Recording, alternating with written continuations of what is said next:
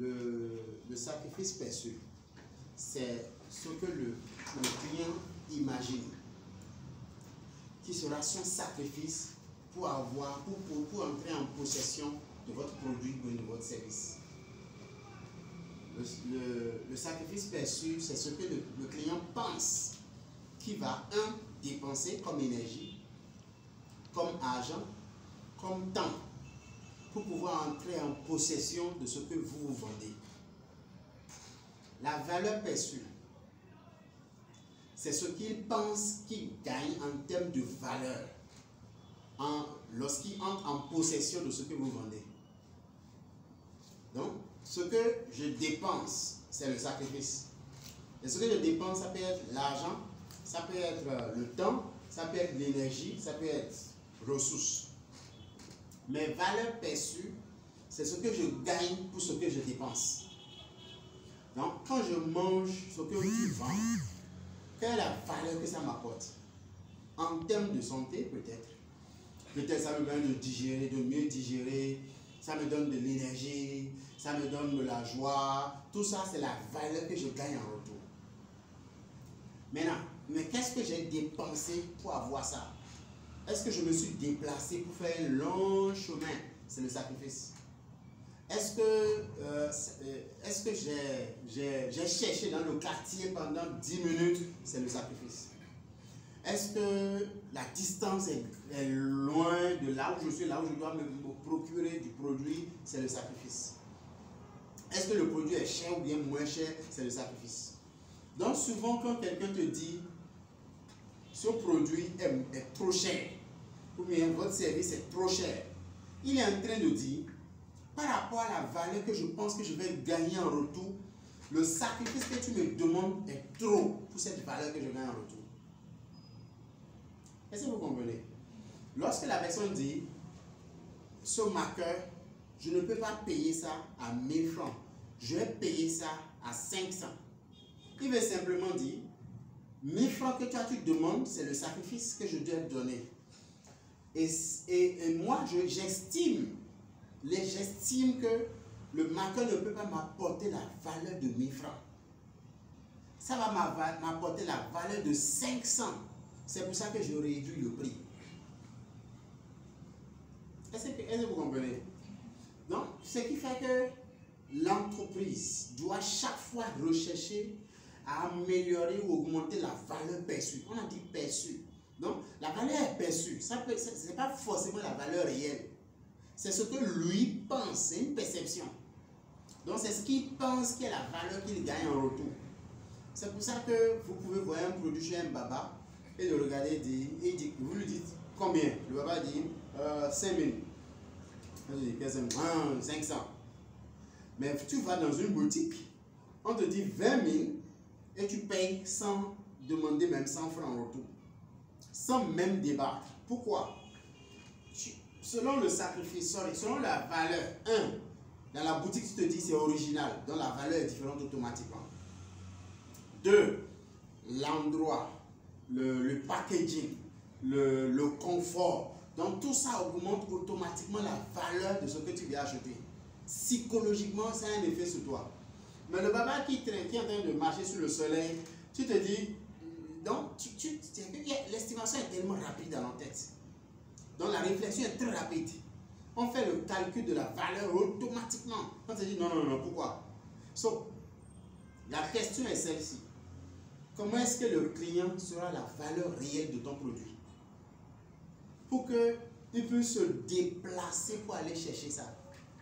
Pour qu'il puisse dire, même si je dois quitter ici pour aller jusqu'à Saint-Michel pour aller chercher le produit, ce n'est pas un problème. Ça ne me gêne pas.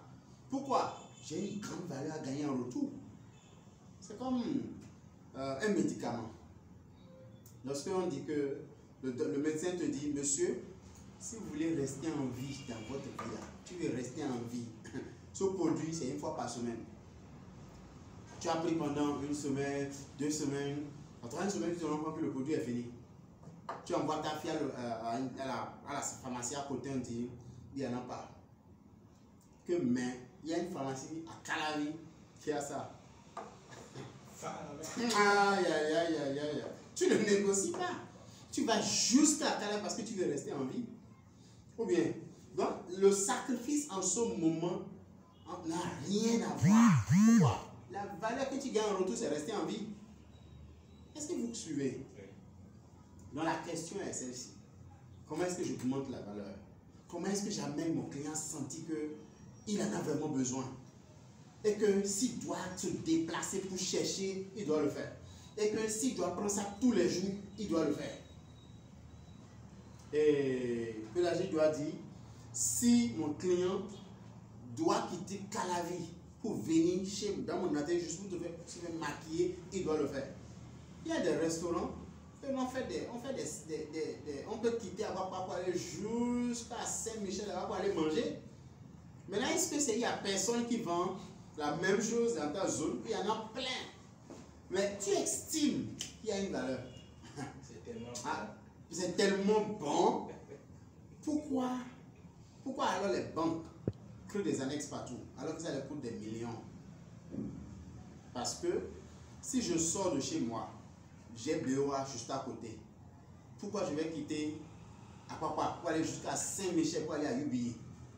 Donc UBA dit, pour réduire le sacrifice perçu du gars, maintenant UBA à Papa.